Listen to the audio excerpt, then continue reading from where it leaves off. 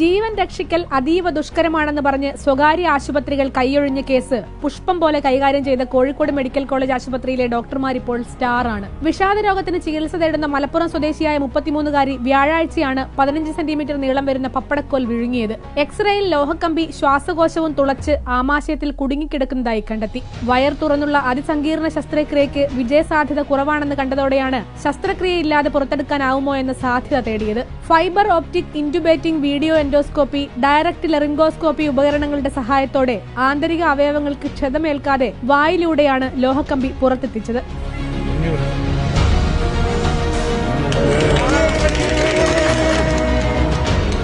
പുറത്തെടുക്കുമ്പോൾ ആന്തരിക രക്തസ്രാവം ഉണ്ടായാൽ അപ്പോൾ തന്നെ ഹൃദയം തുറന്ന് ശസ്ത്രക്രിയ നടത്താൻ ENT, anaesthesia, cardiothoracic surgery, general surgery വിഭാഗങ്ങളും സജ്ജമായിരുന്നു. വിവിധ വിഭാഗങ്ങൾ കൂട്ടായി പ്രവർത്തിച്ചതും ആശുപത്രിയിലെ അന്താരാഷ്ട്ര നിലവാരമുള്ള അത്യാധുനിക സംവിധാനങ്ങളുമാണ് ദൌത്യം വിജയിക്കാൻ കാരണമായതെന്ന് നേതൃത്വം നൽകിയ ഡോക്ടർമാർ പറയുന്നു. ICUവിൽ നിരീക്ഷണത്തിൽ തുടരുന്ന യുവതി സുഖം പ്രാപിച്ചു വരുന്നു.